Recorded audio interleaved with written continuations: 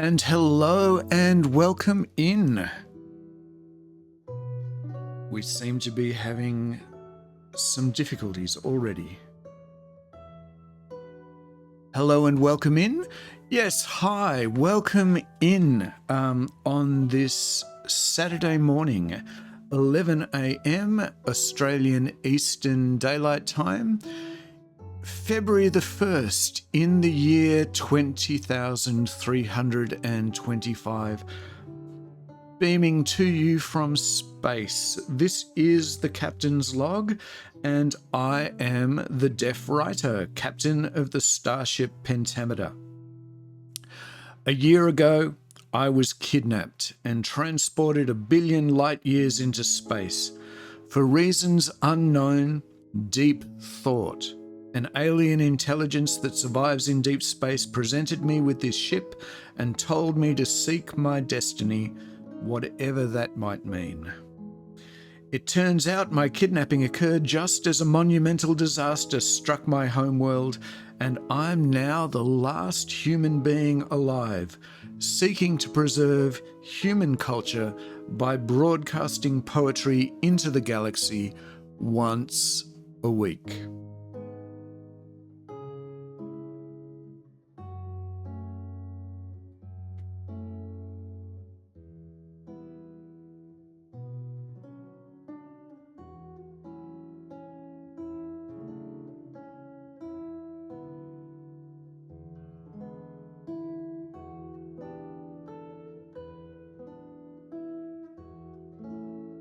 Good morning, all.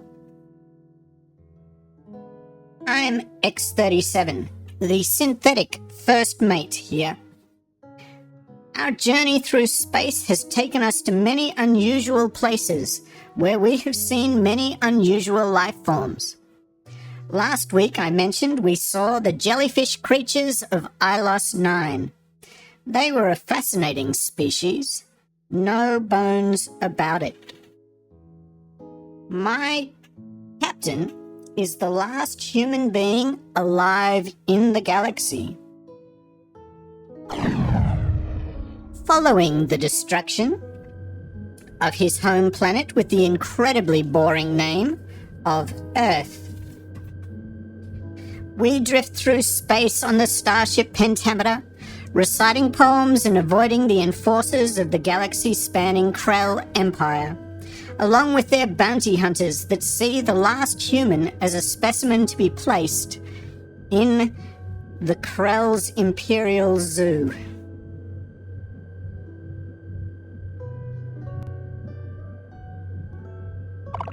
This is the communication suite, which doubles as my lab. To pass the time, I employ my planet-sized intellect, solving the galaxy's most pressing scientific dilemmas.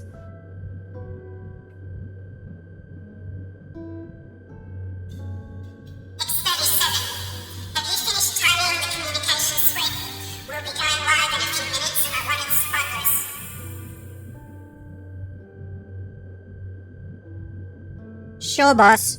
Everything is shipshape and squared away. Good. You're not conducting any of your weird experiments in there, are you? That's how the lab ended up needing to be repaired in the first place. No.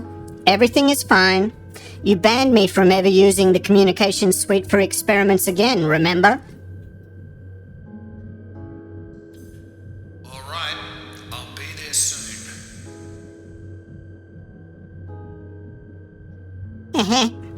Sucker. Today's experiment involves mixing oxygen with potassium. I hope the result will be okay.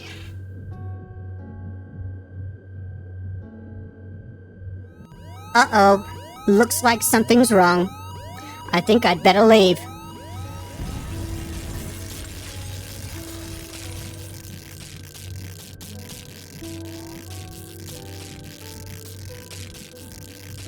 What in deep space happened here? X-37, I thought you said you cleaned this mess up.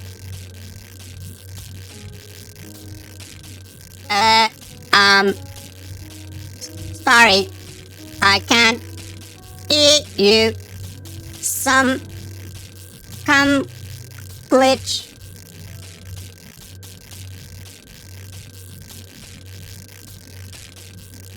Right. I guess I can hide the mess for now. Here we go. 3, 2, 1, and hello, and welcome to the show. No matter what your species, number of heads, or planet of origin, you are all very welcome here. Sadly, the denizens of Betelgeuse 3 won't be joining us today because of their planetary energy crisis. They are attempting to fix things by installing a solar system. Welcome in, welcome in. Good morning, Fizzban DM. Good to see you. And your groans already excellent. I'm so thrilled that I've been able to create some groans already this morning. Was it the puns that broke it because they broke you? Well, yes, quite possibly. That doesn't seem to be beyond the pale. We've got a couple of things to cover very quickly before we get too much further this morning. First thing, this particular stream has a couple of rules that are important to know about. So let's take a look at the rules. Firstly, we ask that all our visitors be kind, be respectful, keep the language clean. We welcome kids and families to our stream. Don't ask for or give away personal information. We have a number of commands that are available to our visitors. Please don't spam them though, or dominate them too much. Don't spam or promote yourself to viewers here. Be curious and willing to join in, and this last one is optional, but feel free to take on a role within our universe. With the exception of that last one, violators will be banned.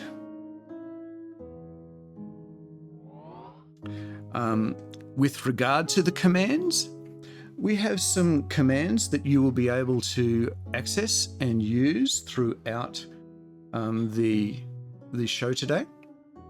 Though it does appear that one of our features is not turned on, so I'll just very quickly turn that on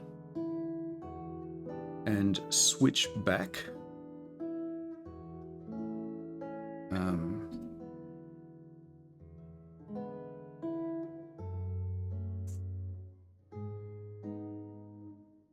This went so much more smoothly in the dress rehearsal last night.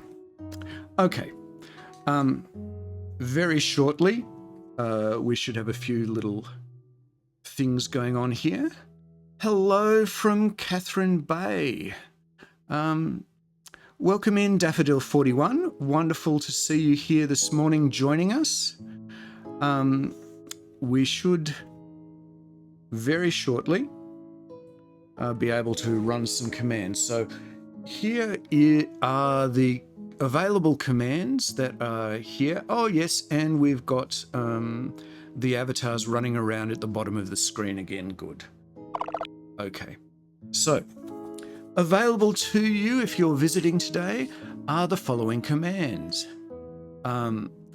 Exclamation point W applause will play applause. Exclamation point W on fire plays fire. Exclamation point W party plays a party screen. We have a bunch of things like this. If you want to go wow, exclamation point W wow is available. If you want to tell us we're cool, exclamation point W cool is available. I don't know how cool we're going to seem after telling all these terrible puns. Exclamation point W amazing is there as well. Right now you won't be able to use them because we've only got it turned on to emote mode, but that's just because for some reason when going through the commands it makes the system crash, so that'll be turned off in just a moment. Those figures that you are able to see at the bottom of the screen, you can use exclamation point hug and name a user that you want to hug, or throw a user, or attack a user, or sling a user, or bomb a user. If you want to see those commands in the chat, just as a private thing appearing for yourself to keep up to date with what they are, because they are hard to remember, just !W commands, and that will bring them up in the chat. I'll get one of my mods to pop that in just a second. So here we are back in the control room of the communications suite. So Robotham J, would you mind just putting in the commands? Thank you. So there you go. You can type in !W commands, and you'll be able to see the list of commands that are available to you if you want to use them today. Okay, couple of other quick things to do. Firstly, most of you are aware we have a chat available. Feel free to say hello if you're lurking. Feel free to say hello and take part in the chat with us today. I really enjoy talking with my visitors, no matter what planet you're from. Also, we have the amazing punometer. At any point, if you add a great pun to the chat, you can be awarded a star, and if we can get 5 stars today, that would be awesome. So feel free to add your puns to our Poetry and Puns stream. With that last thing, we also have a poetry list. You can go into our poetry list by following the link that possibly a great pun is a tautology. That's fine. But Robotham J will put up the link for the song list. If you click on the song list and click on the Twitch sign-in button that appears, you'll have access to this screen, which has listed in it all the songs that are available for request. All the songs, all the poems that are available for request. So we'll jump back in there. When you request a poem, it will appear up here in the poem requests. We have some there already. Don't pay too much attention to that. I prepare a list ahead of time just in case we get off to a slow start. If you happen to be lurking in the background there and you aren't a follower of this stream, please click on the follow button. I'd be really grateful for that. Once I get 50 followers, the lag, the difference in time between when I speak to you and when I get to see your messages is reduced very dramatically, and that would be helpful in terms of communication, but you only get that feature if you have 50 followers on your list. So please give me a follow if you haven't already. You don't even need to come back. It just needs to be counted in the numbers. All right, let's get started. Let's get ourselves underway with our first poem of the day. And I'm thrilled, there's already a poem in the list, ready to go. So our first poem of the day is going to be Invitation to Dinner, the official, unofficial theme poem of this show. Welcome in, everyone. This is Poetry by Request, recitals by the deaf writer. And our first poem is going to be an original poem by me, The Invitation to Dinner. This poem was written in 1999 by myself.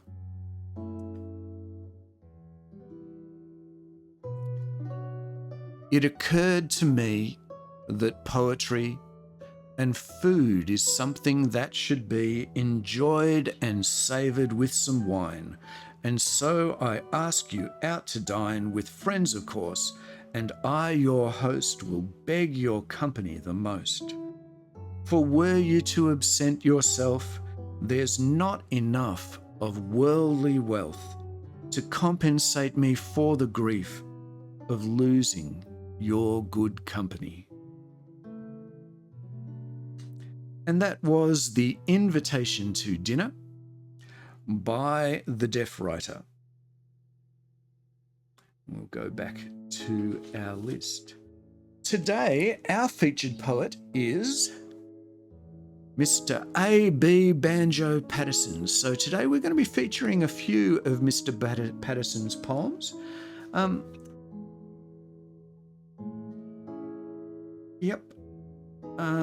So at the same time, I want to encourage you to please jump into our poem list and leave some requests for us to work our way through.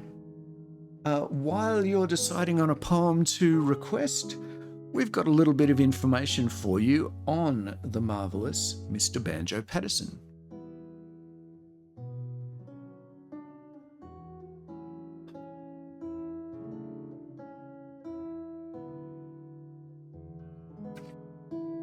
Hi.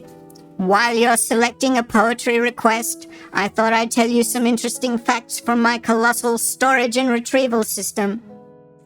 Banjo Paterson's real name was Andrew Barton Paterson. He wrote the lyrics to Waltzing Matilda. A modified version of Waltzing Matilda by Slim Dusty was the first song to be broadcast to Earth from space.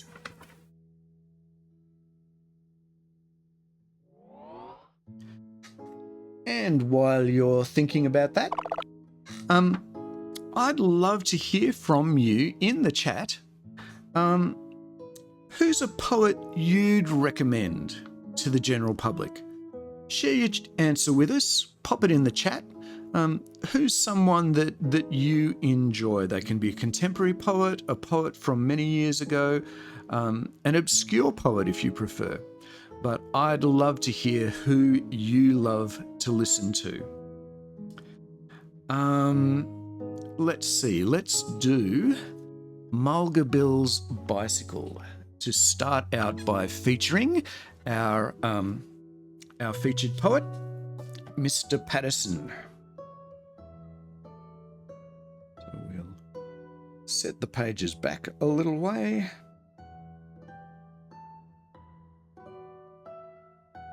And find Mulga Bill's Bicycle to begin today.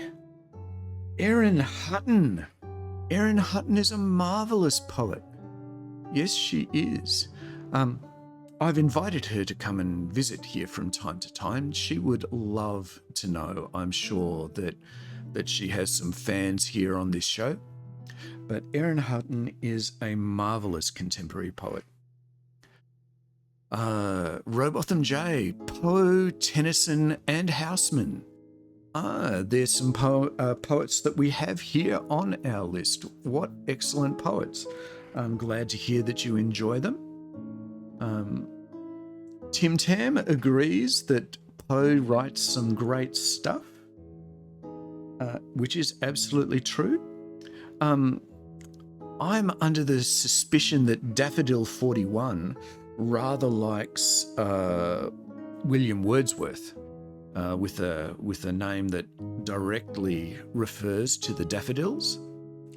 Maybe that isn't the connection, but I like to imagine that Daffodil 41 has a connection with Wordsworth's poem.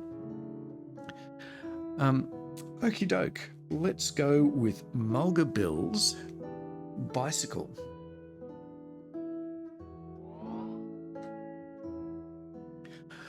Mulga Bill's Bicycle was written in 1896 by our featured poet, A.B. Banjo Paterson. Bruce Dorr is another good Aussie poet.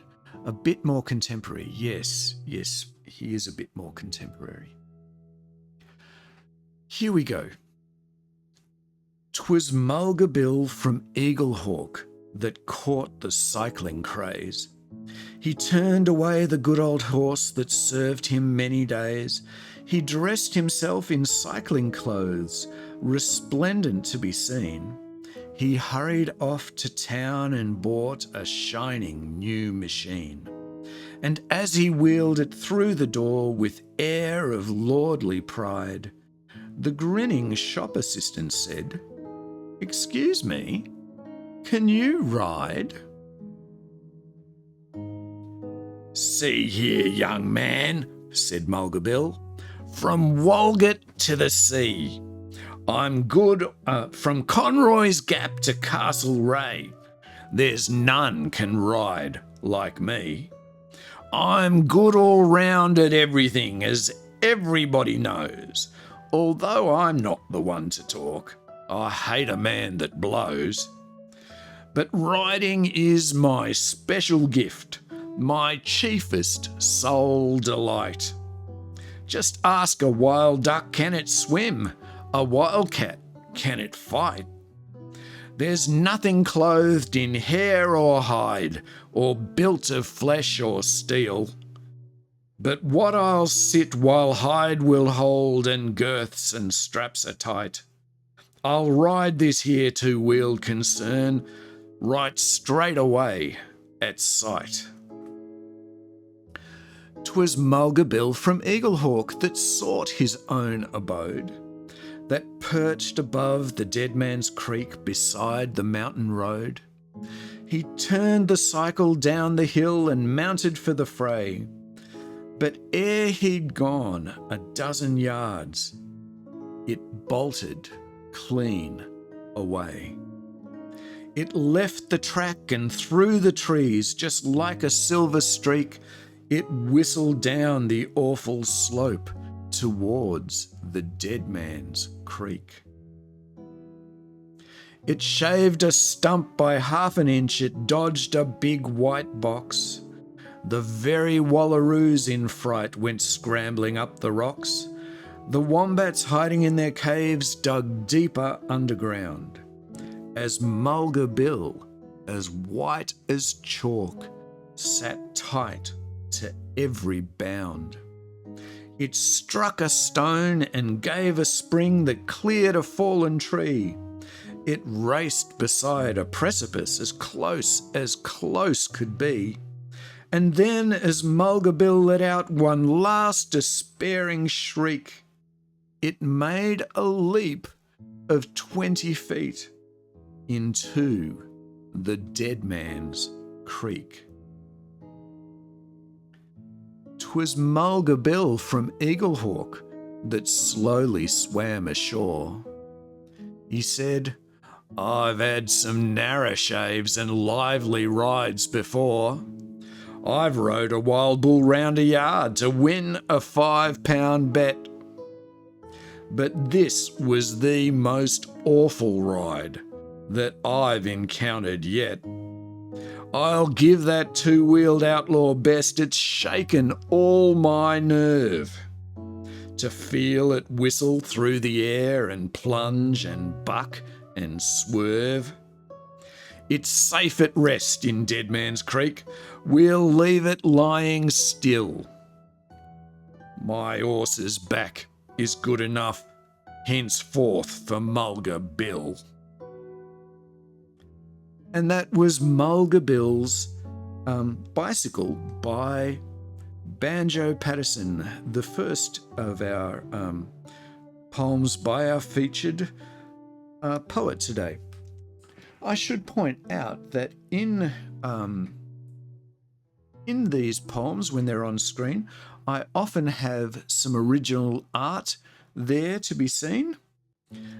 So keep an eye out for the art. I probably should also say that I have included portraits of the poets where I've had time to produce them. So we have little portraits of the poet as well. Let's head back to the chat and see what I've been missing out on. Let's see what people have been saying. Thumbs up. Okay then. And if I zoom that a little bit, I'll be able to read it more easily. That's where the Australian tradition of dumping shopping trolleys into creeks comes from. Yes. Everybody's learning bad habits from Mulga Bill. Thank you for that, Fizzman DM. Fizzman DM deserves to have a star for making that particular joke. So 1 star up on the board already. Yay for adding a joke to help keep us entertained today. It's time for one of our requests. So let's see, what's the first request we're going to do today? Mulga Bill's by the man from Ironbark, the man from Snowy River, the walrus and the carpenter, To an Athlete Dying Young is the first one on our list today. So let's have a look at Mr. A.E. Houseman's To an Athlete Dying Young. I haven't been keeping up, so I'm not sure who requested this one. I should be able to see it actually if I go to my list at this end. To an Athlete Dying Young, Robotham J. This is for Robotham J. That one was me. Okay. So one of our mods getting in to hear it. Penny wants Kubla Khan, which is already on the list. Excellent. So we'll get there. So I will switch over to our close-up poetry screen, and where we'll take a look at To an Athlete Dying Young. Written in 1896 by A.E. Houseman. This one is for Robotham J.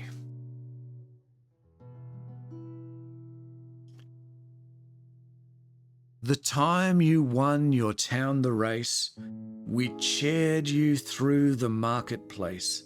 Man and boy stood cheering by, and home we brought you, shoulder high. Today, the road all runners come.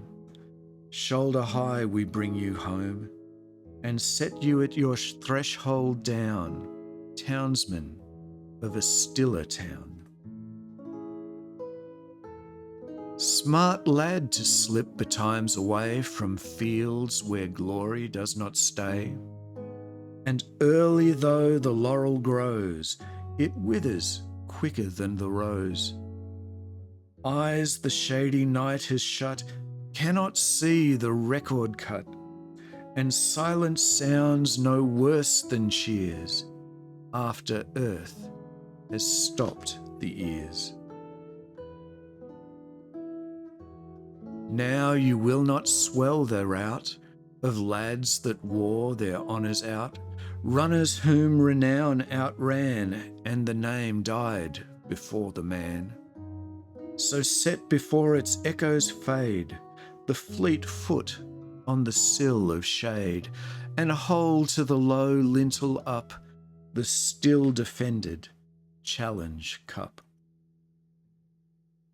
And round that early laurelled head will flock to gaze the strengthless dead, and find unwithered on its curls the garland briefer than a girl's. And that was To an Athlete Dying Young by A.E. Houseman for Robotham J. And we can see there a little bit of art that I did for this one. Very hard to come up with that particular idea, I have to say. But I think I've probably said that for a few weeks now, so I won't repeat myself, shall I? So thank you for that request. And I'll jump back into the main office here.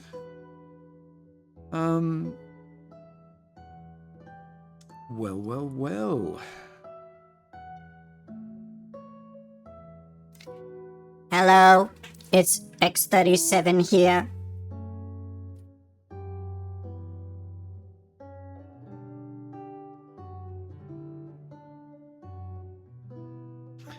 That was a big gap, X37. What is it you want to say? I want to tell you a joke. Uh-oh. This is probably not going to be good. Knock knock. Who's there? Dublin. Dublin who?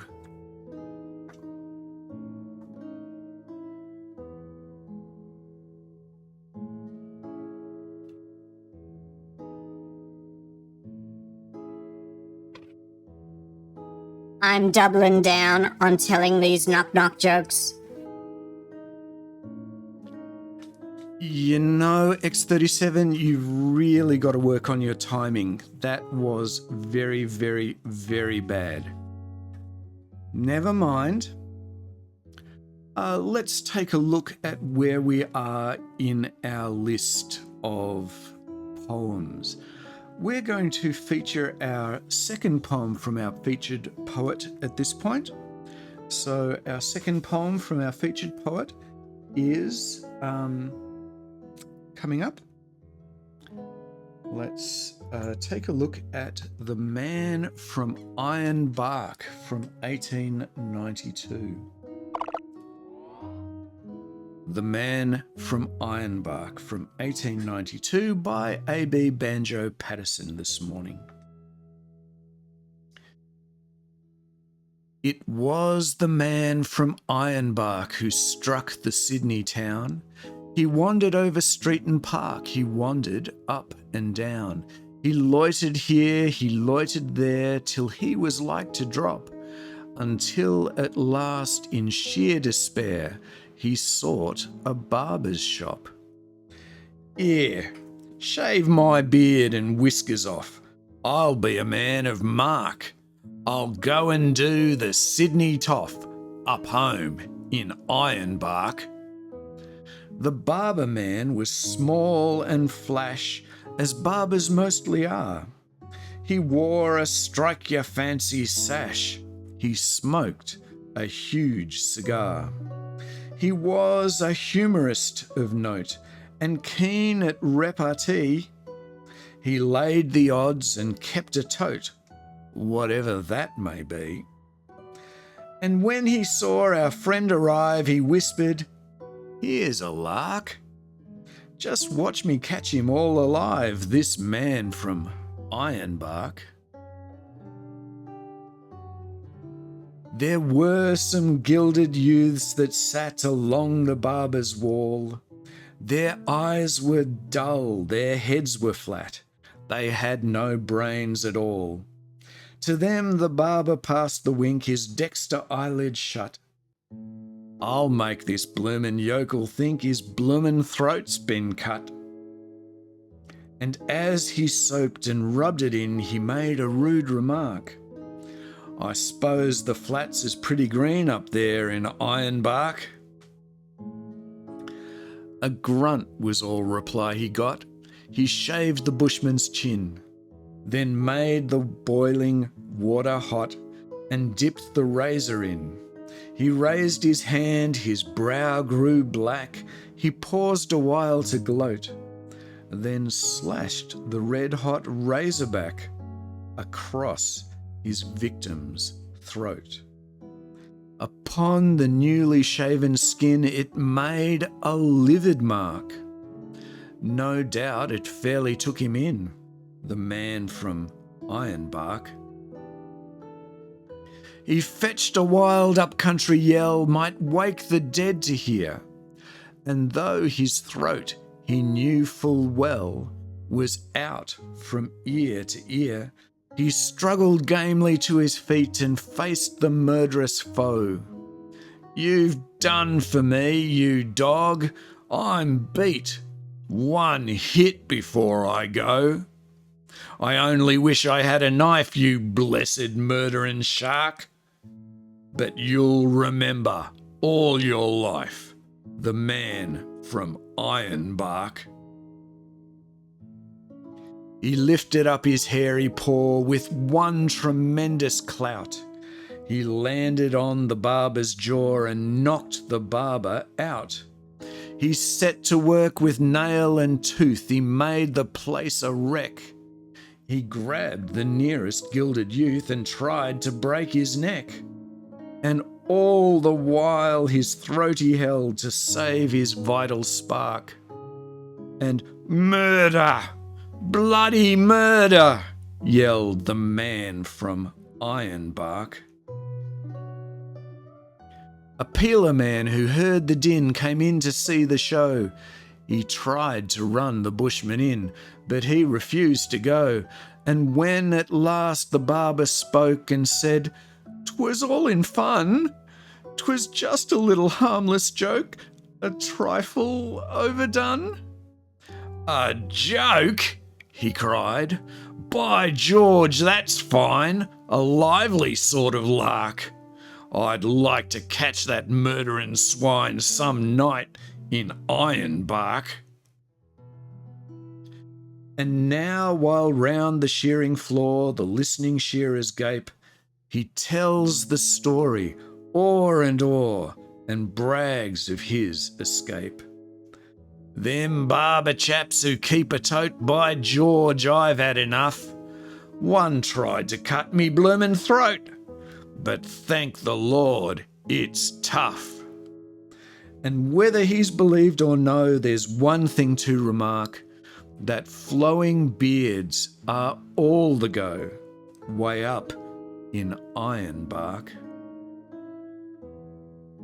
And that was the man from Ironbark, with a little image there of the barber that I did. I hope you guys enjoyed that. Here we go. We'll jump back in and I'll catch up on what's been happening in the chat. So, let's see.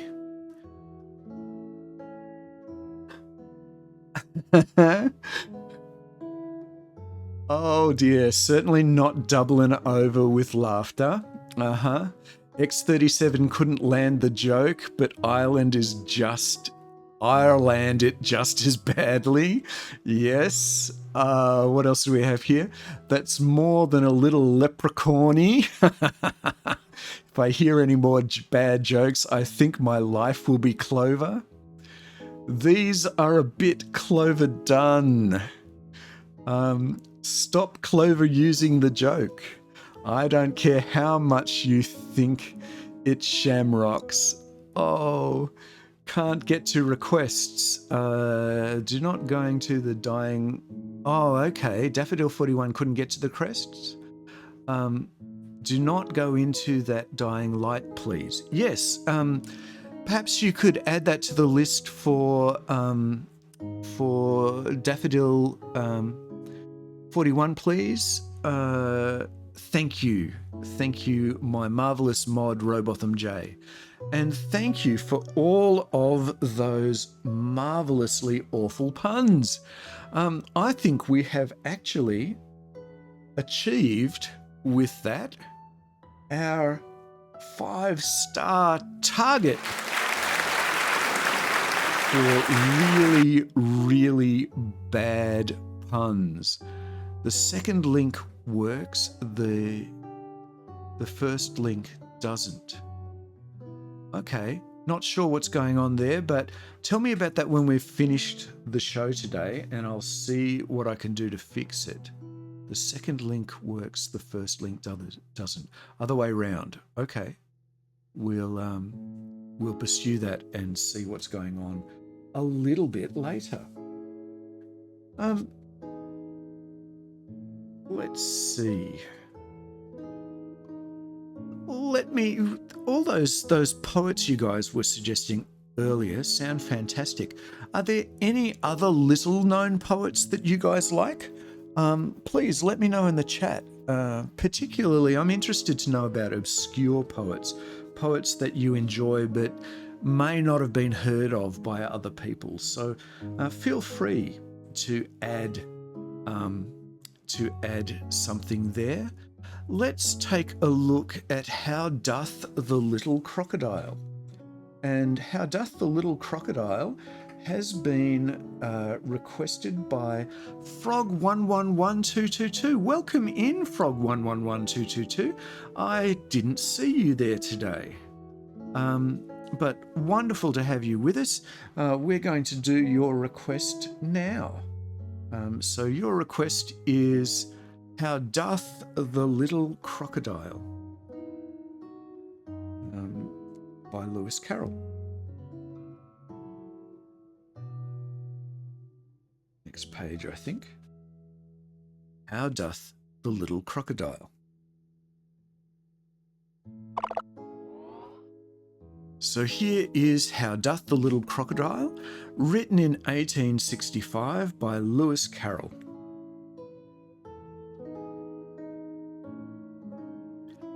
How doth the little crocodile improve his shining tail, and pour the waters of the Nile on every golden scale. How cheerfully he seems to grin, how neatly spreads his claws, and welcomes little fishes in with gently smiling jaws. And that was How Doth the Little Crocodile by Lewis Carroll. Thank you for that request, Frog111222. Wherever you may be this morning. Let's see. Jumping back.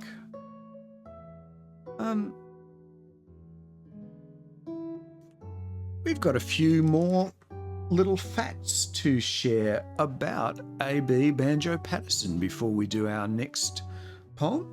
So, here we go.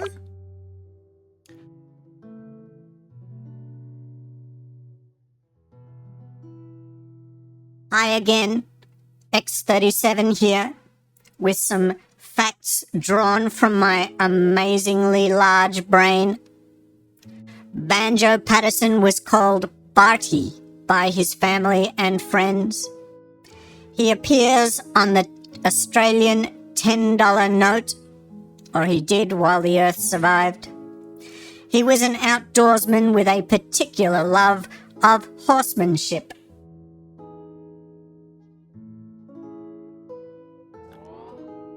Thanks for that bit of information, X37. Let's look at our third poem in this set. The request is Kubla Khan. Kubla Khan by Samuel Taylor Coleridge. So let's have a look at Kubla Khan. Kubla Khan was written in 1816 by Samuel Taylor Coleridge. It's a marvellous poem, and I need to apologise straight away because I mess up the poetry more often than not when I try to do this one. So I'm going to give it my best shot. It has a subtitle, an alternative title, A Vision in a Dream, a Fragment.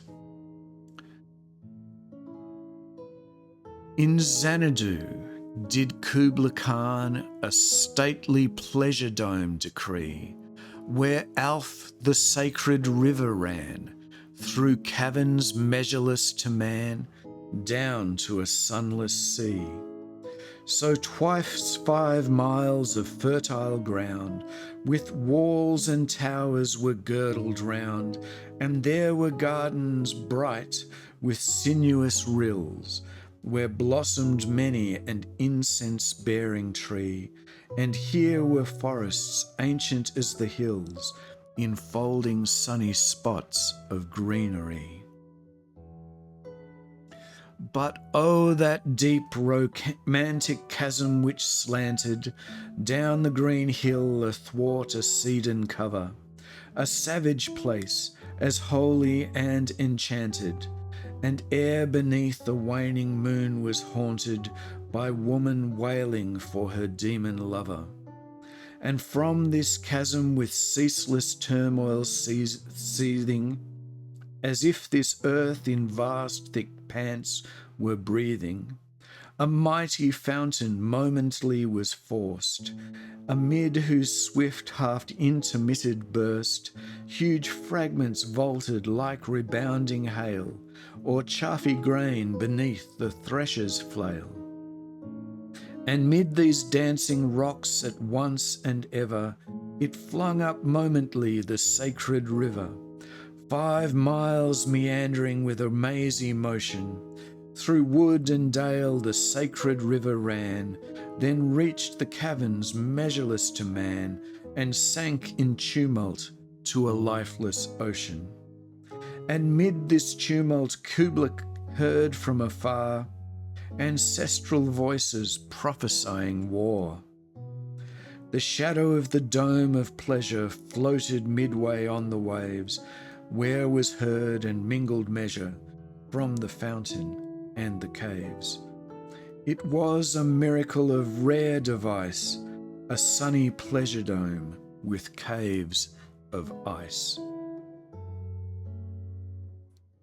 A damsel with a dulcimer in a vision once I saw.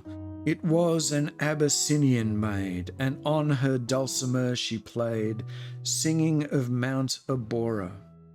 Could I revive within me her symphony and song, to such a deep delight 'twould win me. That with music loud and long I would build that dome in air, that sunny dome, those caves of ice, and all who heard should see me there, and all should cry, beware, beware, his flashing eyes, his floating hair. Leave a circle round him thrice, and close your eyes with holy dread, for he on honeydew hath fed, and drunk the milk of paradise. And there we have Kubla Khan by Coleridge. And, despite the many mistakes that time, I think that's probably the best shot that I've had at getting Kubla Khan right. So nice to see a little bit of improvement anyway. Let's have a look at the chat. I've added it for you. The second link works. Other way around. Could you pin the one that works? And it's been done. So thanks. Okay, so we've had it pinned. Excellent. I hope you guys are enjoying the poems today and the dreadful puns. I certainly am enjoying the puns. Let's see what we have coming up next. Wait, I want to tell another joke. I want to redeem myself for the awful one. Uh-oh, that doesn't seem good. Well, yep, have a go.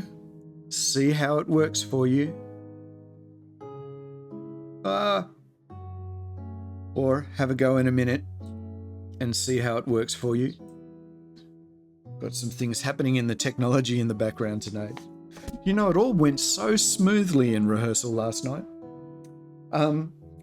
Here we go. Knock, knock. Who's there? Aaron. Aaron who? Aaron the tires is what my bike needs. Oh dear.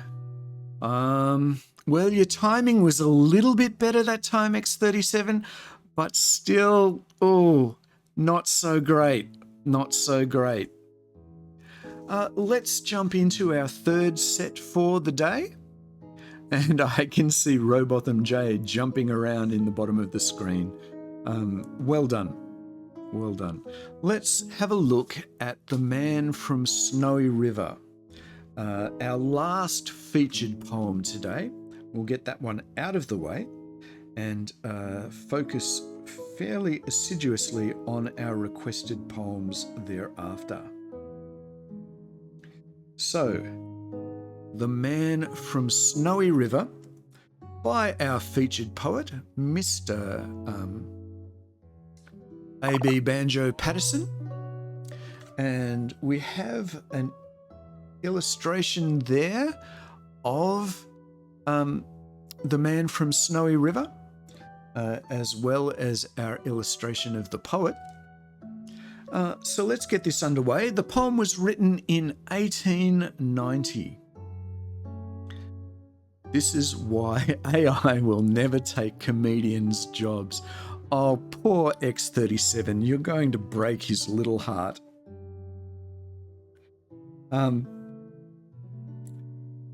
There was movement at the station, for the word had passed around that the colt from old Regret had got away and had joined the wild bush horses. He was worth £1,000, so all the cracks had gathered to the fray. All the tried and noted riders from the stations near and far had mustered at the homestead overnight, for the bushmen love hard riding where the wild bush horses are, and the stock horse snuffs the battle with delight. There was Harrison, who made his pile when Pardon won the cup, the old man with his hair as white as snow, but few could ride beside him when his blood was fairly up. He would go wherever horse and man could go. And Clancy of the Overflow came down to lend a hand. No better horseman ever held the reins, for never horse could throw him while the saddle girths would stand. He learnt to ride while droving on the plains. And one was there, a stripling, on a small and weedy beast. He was something like a racehorse undersized, with a touch of Timor pony, 3 parts thoroughbred at least, and such as are by mountain horsemen prized. He was hard and tough and wiry, just the sort that won't say die. There was courage in his quick, impatient tread, and he bore the badge of gameness in his bright and fiery eye, and the proud and lofty carriage of his head. But still, so slight and weedy, one would doubt his power to stay, and the old man said, "That horse will never do. For a long and tiring gallop, lad, you'd better stop away. Those hills are far too rough for such as you." So he waited, sad and wistful. Only Clancy stood his friend.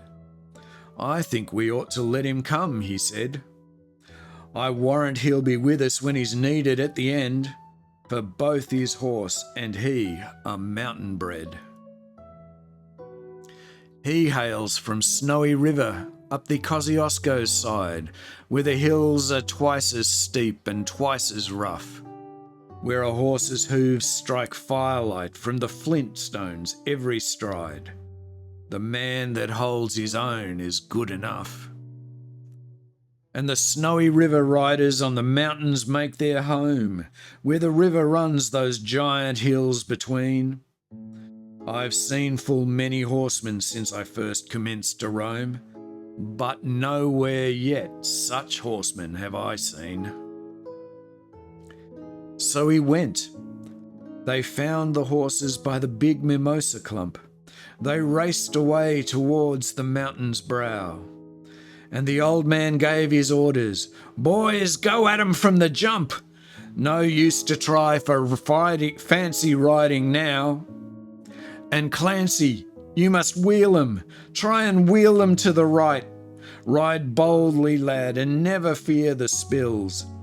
For never yet was rider that could keep this mob in sight, if once they gain the shelter of those hills." So Clancy rode to Wealdham. He was racing on the wing, where the best and boldest riders take their part. And he raced his stock horse past them, and he made the rangers ring with the stock whip as he met them face to face. Then he halted for a moment while he swung the dreaded lash, but they saw their well-loved mountain full in view, and they charged beneath the stock whip with a sharp and sudden dash, and off into the mountain scrub they flew. Then fast the horsemen followed, where the gorges, deep and black, resounded to the thunder of their tread. And the stock whips woke the echoes, and they fiercely answered back from cliffs and crags that beetled overhead. And upward, ever upward, the wild horses held their way, where mountain ash and curryong grow wide. And the old man muttered fiercely, "We may mid this mob g'day. No man can hold them down the other side." When they reached the mountain's summit, even Clancy took a pull. It well might make the boldest hold their breath. The wild hop scrub grew thickly, and the hidden ground was full of wombat holes, and any slip was death. But the man from Snowy River let the pony have his head, and he swung his stockwhip round and gave a cheer. And he raced him down the mountain like a torrent down its bed, while the others stood and watched in very fear. He sent the flintstones flying, but the pony kept his feet. He cleared the fallen timbers in his stride, and the man from Snowy River never shifted in his seat. It was grand to see that mountain horseman ride. Through the stringy barks and saplings on the rough and broken ground, down the hillside at a racing pace he went, and he never drew the bridle till he landed safe and sound at the bottom of that terrible descent. He was right among the horses as they climbed the further hill, and the watchers on the mountain, standing mute, saw him ply the stockwhip fiercely. He was right among them still as he raced across the clearing in pursuit. Then they lost him for a moment, where two mountain gullies met in the ranges, but a final glimpse reveals on a dim and distant hillside the wild horses raising yet, with the man from Snowy River at their heels. And he ran them single-handed till their sides were white with foam. He followed like a bloodhound on their track, till they halted, cowed and beaten. Then he turned their heads for home, and alone and unassisted brought them back. But his hardy mountain pony, he could scarcely raise a trot. He was blood from hip to shoulder, from the spur. But his pluck was still undaunted, and his courage fiery hot, for never yet was mountain horse a cur. And down by Kosciuszko, where the pine-clad ridges raise their torn and rugged battlements on high, where the air is clear as crystal, and the white stars fairly blaze at midnight in the cold and frosty sky, and where around the overflow the reed beds sweep and sway to the breezes, and the rolling plains are wide, the man from Snowy River is a household word today, and the stockmen tell the story of his ride. And that was The Man from Snowy River by our featured poet today. Got some things happening on this stupid screen. Somehow my system is trying to tell me, it's trying to advertise to me while I am here trying to stream. How annoying is that? There we go. I've got it out of the way. I can see again. Amazing, huh?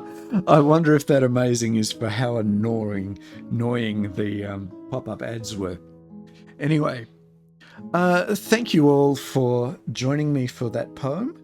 We still have plenty to go today. I'm really excited by the number of poems we have in the request list. And if you happen to be there in the background and you're just lurking and having a bit of a listen, please feel free to throw me a follow. I'd greatly appreciate it. Here's a last quick explainer to go with our last featured poem for the day, from X37, who is very keen to share some more of his brilliance with us.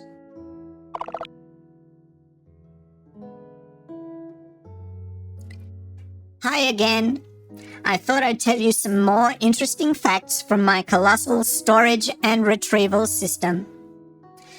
Paterson was a war correspondent during the South African War and spent 9 months in the thick of the conflict. Paterson was also quite the raconteur. Many who knew him counted his verbal storytelling to be superior to his poems. The subject that most inspired Paterson, who was raised on the land, was the experience of living in the Australian bush, dealing with drought and flood and greedy banks, as well as its more idyllic aspects. Thanks for bringing us those facts. Thanks for bringing us those facts, X37. I seem to be having some problems with... Are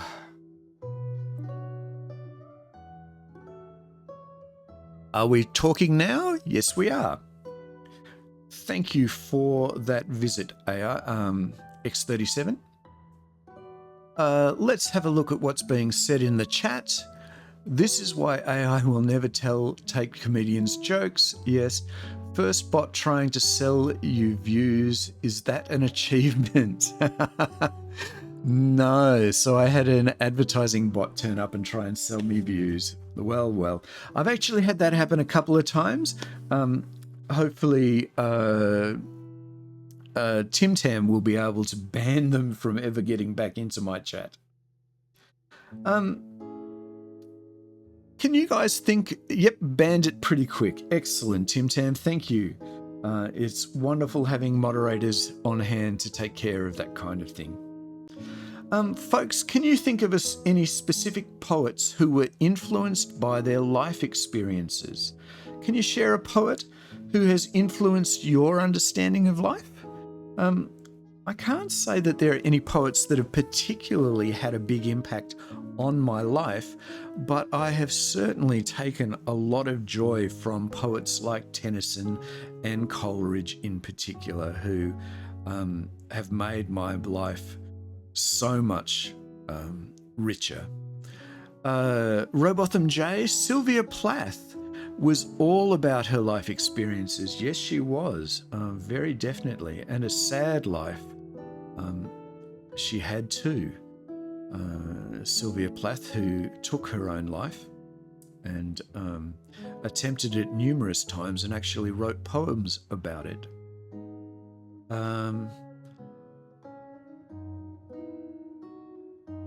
Koheleth, or the psalmists, yes. Of course, the psalmists have definitely had a massive impact on people over the last, 3,000 years? When would the Psalms have been written? I'm sure someone there would be able to tell us. Lady Lazarus is one of your favourite poems. Lady Lazarus is a great poem, though, again, a little bit on the rugged side. But the Psalms have been an inspiration to people down through the years. And I can say with honesty, the Psalms have affected my life, providing much encouragement along the way. Let's take a look at our third poetry request, which is "O Captain, My Captain" for this set. So, "O Captain, My Captain" is a poem by Walt Whitman and was requested by Fizzban DM. So this one's for you, Fizzban DM. "O Captain, My Captain" by Walt Whitman. Coleridge, another page. Walt Whitman, "O Captain, My Captain."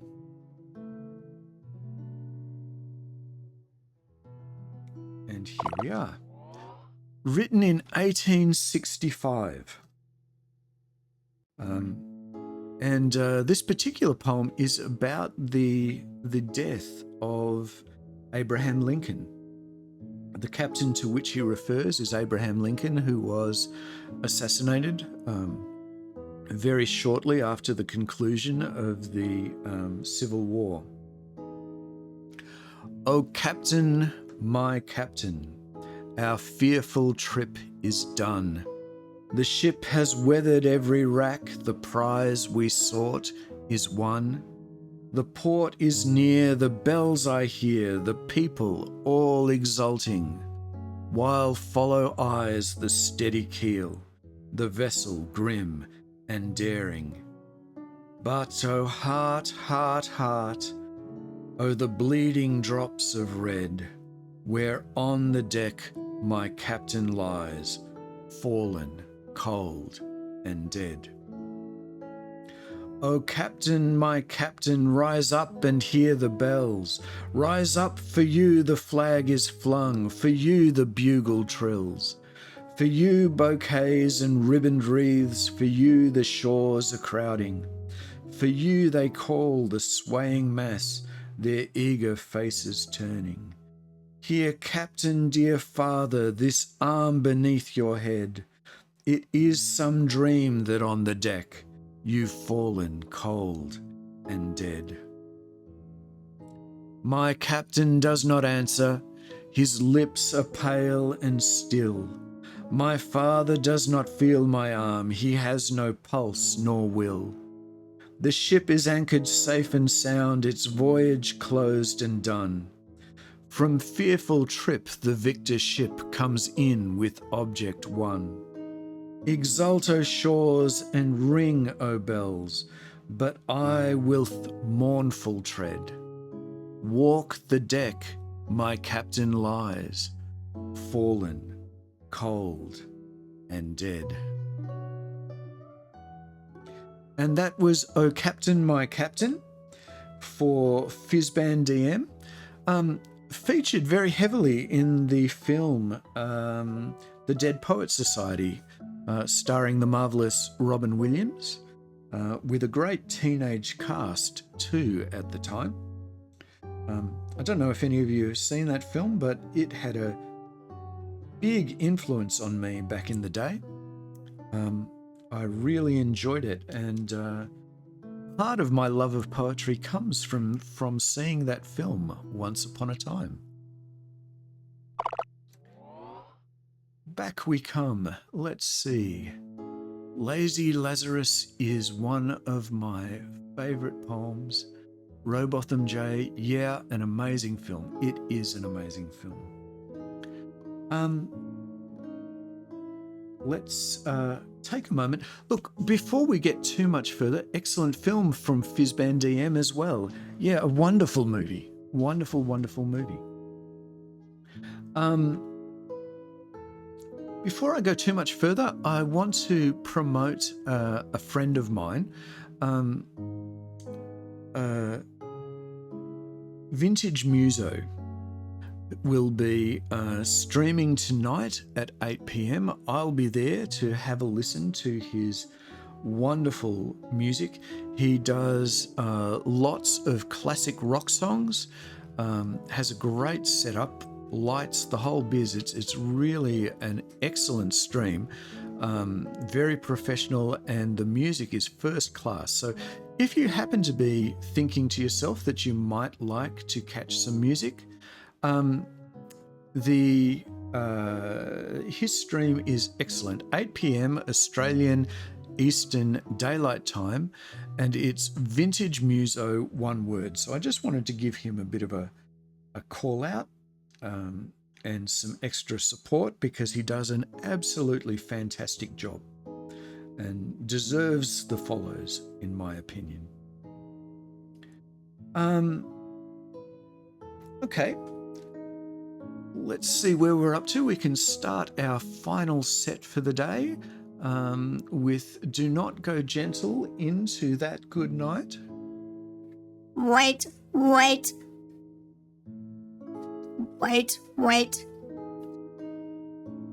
I need to, do one more knock-knock joke.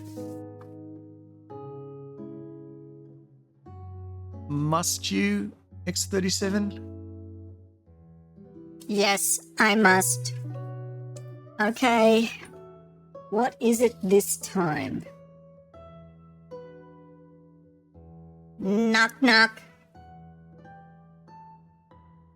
Who's there? Eileen. Eileen who? I lean a little when I get tired. Okay, that was almost the worst yet, though I think the first one would probably be at the top of my list of really bad jokes. Really bad jokes. Anyway, let's get on with our poems. We've still got a couple to go through. Do Not Go Gentle into That Good Night and The Charge of the Light Brigade. Excellent poems to finish up with today. Hello, mere mortal. It is I, Deep Thought, the greatest intellect in the universe. What do you want this time?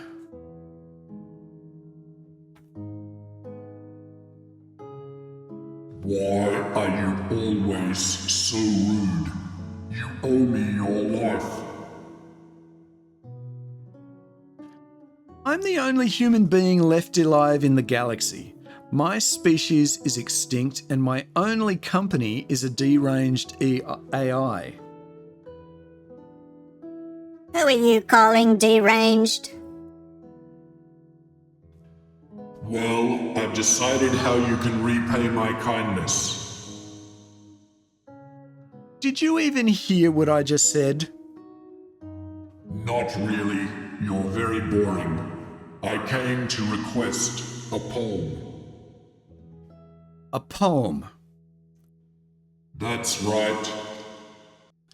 All right, what poem would you like to hear? I would like to hear a poem of soul-searing tragedy and emotion. One that would bring a tear to a glass eye.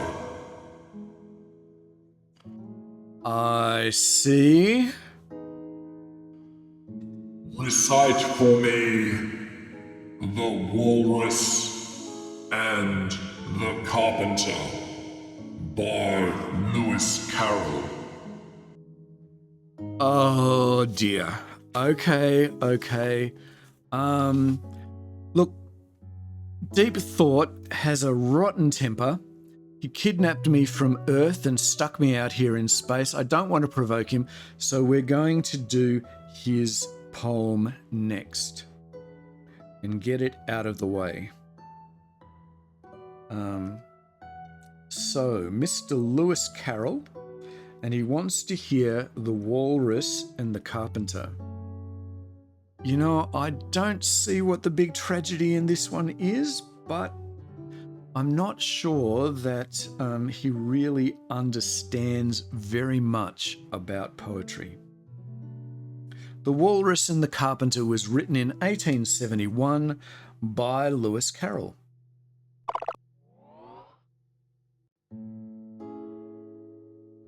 the Walrus and the Carpenter. And let's begin. The sun was shining on the sea, shining with all his might. He did his very best to make the billows smooth and bright. And this was odd because it was the middle of the night. The moon was shining sulkily because she thought the sun had got no business to be there. After the day was done, "It's very rude of him," she said, "to come and spoil the fun." The sea was wet as wet could be, the sands were dry as dry. You could not see a cloud because no cloud was in the sky. No birds were flying overhead, there were no birds to fly. The Walrus and the Carpenter were walking close at hand. They wept like anything to see such quantities of sand. If this were only cleared away, they said, it would be grand. If 7 maids with 7 mops swept it for half a year, do you suppose, the Walrus said, that they could get it clear? I doubt it, said the Carpenter, and shed a bitter tear. "O oysters, come and walk with us," the Walrus did bespeech. A pleasant walk along the briny beach. We cannot do with more than 4 to give a hand to each. The eldest oyster looked at him, but never a word he said. The eldest oyster winked his eye and shook his heavy head, meaning to say he did not choose to leave the oyster bed. But 4 young oysters hurried up, all eager for the treat. Their coats were brushed, their faces washed, their shoes were clean and neat. And this was odd because, you know, they hadn't any feet. 4 other oysters followed them, and yet another 4. And thick and fast they came at last, and more and more and more, and hopping through the frothy waves and scrambling to the shore. The Walrus and the Carpenter walked on a mile or so, and then they rested on a rock, conveniently low, and all the little oysters stood and waited in a row. "The time has come," the Walrus said, "to talk of many things, of shoes and ships and sealing wax, of cabbages and kings, and why the sea is boiling hot, and whether pigs have wings." "But wait a bit," the oysters cried, "before we have our chat. For some of us are out of breath, and all of us are fat." "No hurry," said the Carpenter. They thanked him much for that. "A loaf of bread," the Walrus said, "is what we chiefly need. Pepper and vinegar besides are very good indeed. Now if you're ready, oysters dear, we can begin to feed." "But not on us," the oysters cried, turning a little blue. "After such kindness, that would be a dismal thing to do." "The night is fine," the Walrus said. "Do you admire the view?" "It was so kind of you to come, and you are very nice." The Carpenter said nothing but, "Cut us another slice. I wish you were not quite so deaf, I've had to ask you twice." "It seems a shame," the Walrus said, "to play them such a trick, after we've brought them out so far and made them trot so quick." The Carpenter said nothing but, "The butter's spread too thick." "I weep for you," the Walrus said, "I deeply sympathize." With sobs and tears he sorted out those of the largest size, holding his pocket handkerchief before his streaming eyes. "Oh, oysters," said the Carpenter, "you've had a pleasant run. Shall we be trotting home again?" But answer came there none, And this was scarcely odd because they'd eaten every one. And that was the walrus and the carpenter for deep thought. Well, deep thought. A poem of tragedy to bring a tear to a glass eye. I'm not really sure that Deep Thought fully understands that one, but let's head back and take a look at these last two poems. Deranged as opposed to arranged, and commentary on the knock-knock jokes. Thank you, Fizzban DM. Let's see. We have Do Not Go Gentle, Into That Good Night, the marvellous poem by Dylan Thomas. Do Not Go Gentle, Into That Good Night. Who is this one for? Let me check. For Robotham J. Okay, Robotham J, this one's for you. Do not go gentle into that good night.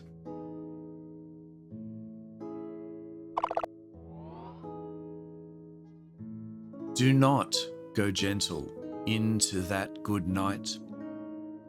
That is our poem that we are going to do. Now, do not go gentle into that good night. Old age should burn and rave at close of day. Rage, rage against the dying of the light. Though wise men at their end know dark is right, because their words had forked no lightning they, do not go gentle into that good night. Good men, the last wave by, crying how bright their frail deeds might have danced in a green bay. Rage, rage against the dying of the light. Wild men who caught and sang the sun in flight, and learned too late they grieved it on its way. Do not go gentle into that good night. Grave men near death who see with blinding sight, blind eyes could blaze like meteors and be gay. Rage, rage against the dying of the light. And you, my father, there on that sad height, curse bless me now with your fierce tears, I pray. Do not go gentle into that good night. Rage, rage against the dying of the light. And that was Do Not Go Gentle Into That Good Night by Dylan Thomas, of whom we have a little bit of art there that I might show off. The old man shaking his fists at the dying of the light at the end of day. Thank you for that request. Oh, that's right, this one was from Daffodil. That's right. So Daffodil 41, congratulations. Thank you for asking for that wonderful poem. I hope you're still around. I know that you often have to take off, but never mind. I hope you enjoyed your poem. And our final poem, The Charge of the Light Brigade. Let's take a look at this one. The Charge of the Light Brigade being by Alfred Lord Tennyson. And here I will show off a little bit of the art. Why not indeed? Because this one was rather fun to draw. We have our light horseman charging on his horse. And up here we have my illustration of Mr. Tennyson himself. Last week we featured Alfred Lord Tennyson on the show. So let's get underway with The Charge of the Light Brigade. Something of a favourite, it seems. It seems to come up fairly regularly in the requests. Half a league, half a league, half a league onward. All in the valley of death rode the 600. Forward the light brigade, charge for the guns, he said. Into the valley of death rode the 600. Forward the Light Brigade, was there a man dismayed? Not though the soldier knew someone had blundered. Theirs not to make reply, theirs not to reason why, theirs but to do and die. Into the valley of death rode the 600. Cannon to the right of them, cannon to the left of them, cannon in front of them volleyed and thundered. Stormed at with shot and shell, boldly they rode and well, into the jaws of death, into the mouth of hell, rode the 600. Flashed all their sabres bare, flashed as they turned in air, sabring the gunners there, charging an army while all the world wondered. Plunged in the battery smoke, right through the line they broke. Cossack and Russian reeled from the sabre stroke, shattered and sundered.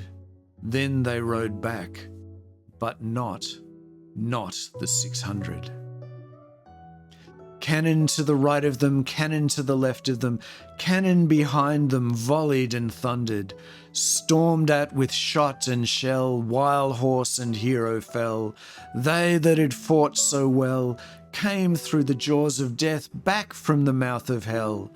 All that was left of them, left of 600. When can their glory fade? Oh, the wild charge they made, all the world wondered. Honour the charge they made, honour the Light Brigade, noble 600. And that was The Charge of the Light Brigade by Alfred Lord Tennyson for Robotham J today. Are you actually still out there, Deep Thought? I am. Good. Because I want to ask you a question. I want to ask you a question. Assuredly, my colossal intellect divines that you wish to know how many inches are in a foot. The answer is 12. That wasn't what I was going to ask. It wasn't? Are you sure?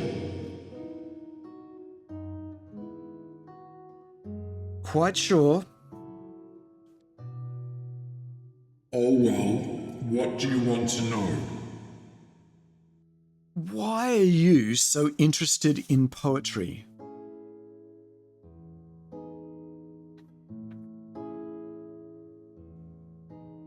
Isn't it obvious? It is because, as pure intellect, I have the soul of a poet. You have the soul of a poet. I guess it was too much to hope that a creature of such limited faculties as yourself would recognize my genius. Have you ever even composed a poem? You don't have to be a poet to appreciate poetry. But since you raised the question, yes I have. And I am quite prepared to quote for you at length from my 12-volume epic, Ode to the Brilliance of the Left Temporal Lobe that I no longer have, and how I'm even more brilliant since casting away my corporeal form. No. Nope, that's plenty. We've actually run out of time today. Well, it looks like you have some company anyway. Goodbye. Good grief. Well, what does he think is coming our way?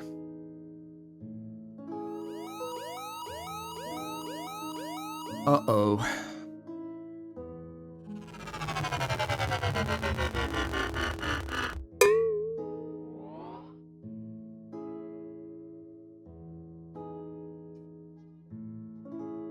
Surrender, weak human-type creature. I am a representative of the mighty Krell Empire. Well, if it isn't another little interruption from the Krell Empire. Do not push me, human. The Krell only ever engage in large interruptions. Over tiny issues. Even our issues are large. Right. Is it true the Emperor wears platform heels? How dare you? I will not make the same mistake as previous envoys. Wait, you're not the same Krell Enforcer? No, I am a full 2/8 of a millimeter taller than the last enforcer you encountered. Really? Stop distracting me. What was I saying? Something about not making the same mistake. That's right. I'm opening fire.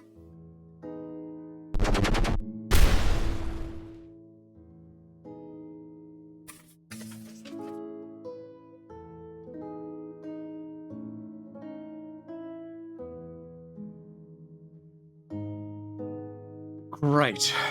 He's shooting at us.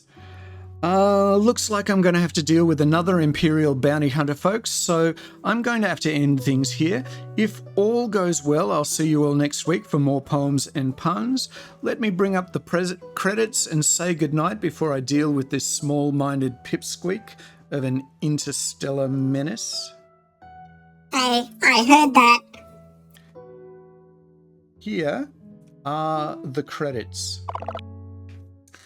Original poems are by the deaf writer and under copyright and cannot be used without permission.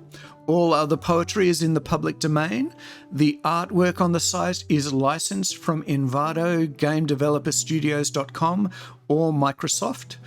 Poem illustrations are original works created by the deaf writer and subject to copyright. All sounds are licensed from Envato. The recording of Gymnopody is provided royalty-free by museopen.org. This production is copyright 2025. No Krell were harmed during the production of this stream. Thanks so much for joining me while we try to escape our pursuer. It looks like we're going to have to crash on a nearby planet and do some repairs. My voice is disappearing very quickly, so we're going to finish up here. Thank you for taking part. Feel free to send me some feedback on how you thought the show went today. It was very rough around the edges. Our timings weren't quite what we wanted, but with a bit more practice, I'm sure we'll get the hang of it. So thank you again. I've really appreciated your company, the opportunity to... Oh, here we go. Penny has suggested Faiz Ahmed Faiz as perhaps a lesser-known poet. We heard a poem of his speak on a TV show recently. Thank you for sharing that. I might see if I can track that one down. I am always looking for poets that are unknown to me, and I have not heard of Faiz Ahmed Faiz. So thank you very much for that suggestion, Penny. And thank you all for coming by. It really makes my day to have an audience and to be able to share poetry out in the galaxy like this with you from wherever in the galaxy you happen to come from. I will now see you all next week.